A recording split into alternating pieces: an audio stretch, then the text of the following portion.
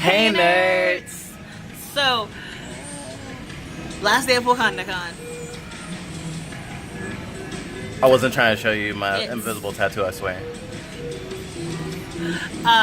So, all in all, the worst part of Wakandacon was Lollapalooza being right outside.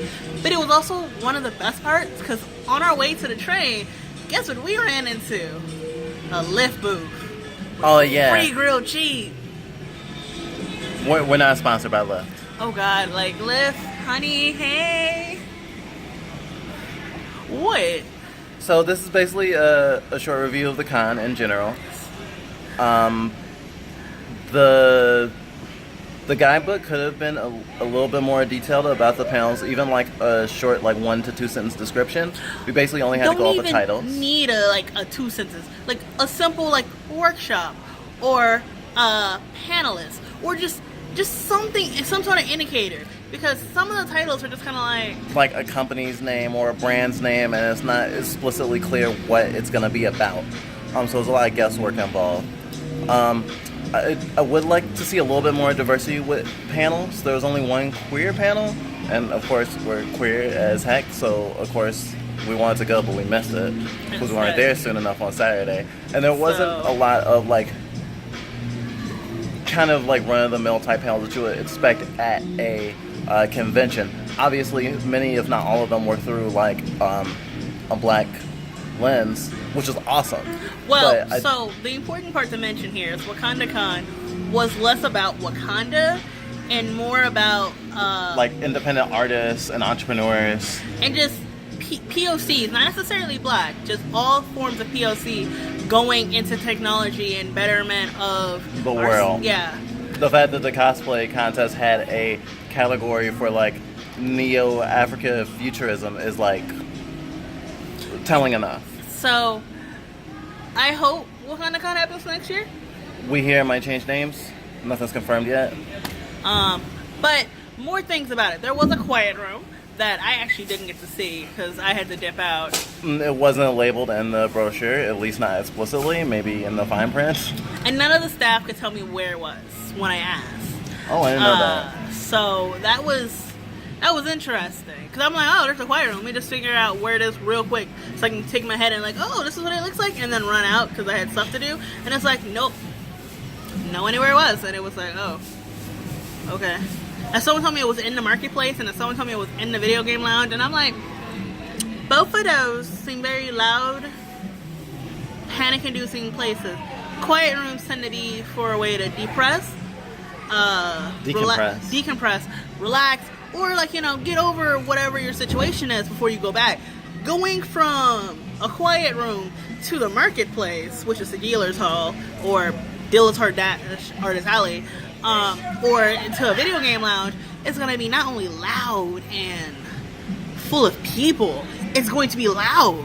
It wasn't that. We're in the video game lounge right now. And the quiet room is a little bit away, and it's actually quiet as far as I can tell, even though I wasn't inside it. One thing in terms of scheduling I want to mention that at first seemed like a bad thing, but when I thought about it more, it was a really good thing.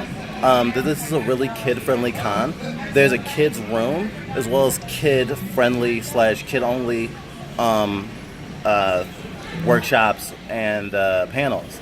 Not to mention that the fact that it ends at 8 means people can get home safe if they're traveling. Like, a lot of people are seeing this as a local con, not something that people are going all across the country to go to, although I'm sure some people did. No, I've talked to people from Memphis. We've met a handful of people from California. Oh, yeah, we totally did. We talked to some people from New York. So, no, like, people... Well, I mean, a lot of vendors, though, but, like, no, like people. Like, people. Like, are you saying vendors aren't people? Anyway, like, other attendees. So, that's cool. I really wish more of the local scene had been here. I know some of the local scene opted to say, well, this isn't like an official con. I don't really want this tied to my name.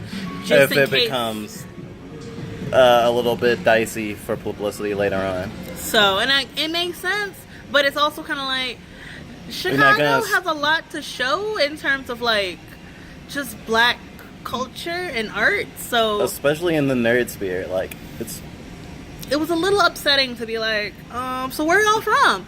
Oh, we're from somewhere not here. It's like, oh. Okay. Yeah, there's a lot of non-local people running panels and stuff like that, and there's no issue with that. I mean, this is a Black run, Black created con, but it would be good to see a little bit more.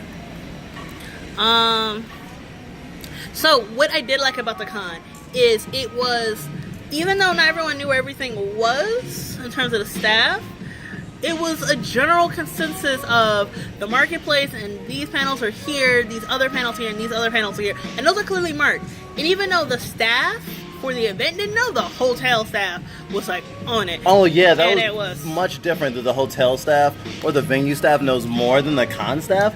That's upsetting there a little bit. There was no weird labels though, and that's why the hotel staff was so helpful. Because they used the hotel's actual setup instead of making their own way to quarter everything off. So it's like, we're Salon A, the hotel staff works here, they know where Salon A is. The other people are like, So if anything, that's one of the things that logistically makes us much better than most major cons.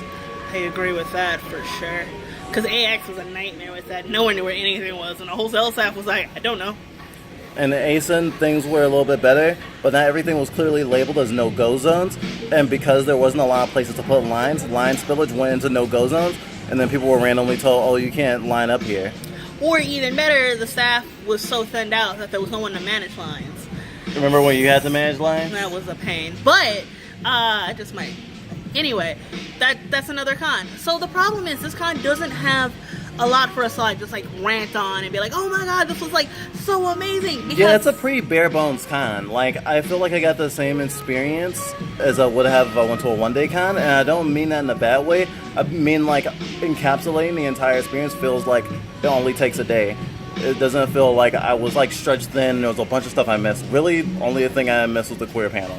And honestly, since all the panels are recorded, like, that's not that big a loss. Going to the panels almost seemed like a waste when you could interact with other cosplayers, you could talk to the venue staff,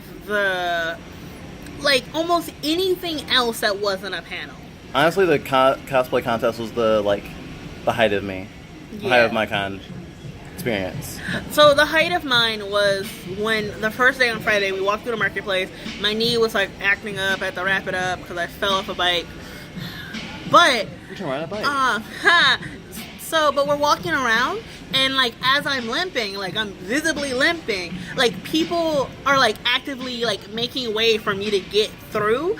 And sometimes the venue staff, they were polite. Yeah, people like left their booths to actually like move stuff so I could actually get through, because like some places were not as I'm fat, so I'm wide and my legs messed up, so I can't really like have it in with me. And it's like, that was like the nicest con experience I have ever had. Like what?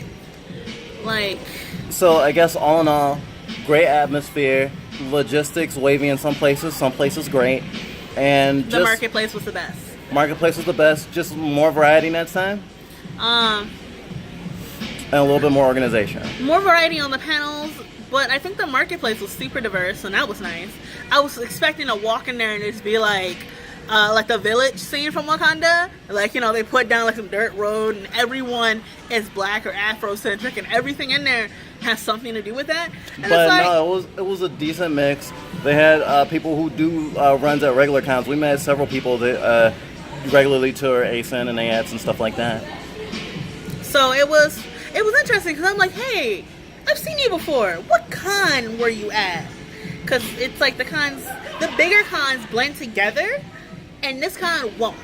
This con is so unlike different, yeah. Than AX, ASIN, Boston Comic Con, a few other of the bigger cons we've been to. Those all kind of blend together as cons. And this one has its own identity. It is. Wow. It worked out really well. So, all in all, I really can't wait to come to this con again. What would you give it out of 10? In terms of smaller cons, it definitely gets an 8. I was going to go for a 7 overall in general. In terms of smaller cons, it definitely gets an 8. As a con experience, it would get like a 6, because while it was absolutely amazing, stellar, I can't wait to come back. It was like, you got a lot to work on, and I It's- can't wait to see what the best version of you is. Right. Whereas the other cons is like, oh shit, I missed all this stuff. I can't wait to come back next year and try to hit stuff that I totally didn't see. This is kind of like, well, I kind of saw everything. Yeah, I just hope it's better and there's more stuff to do. Yeah. I think that's it, right? Yeah. All right, nerds. Wakandacon ends at 2, and by the time we post it, it's probably gonna be over. So, like, let's be real. So, yeah, if y'all were here, hope you had fun. Like, let us know what you thought of the con. Have fun and Wakanda forever. Bye, nerds. It's supposed to say Wakanda forever. Lantern.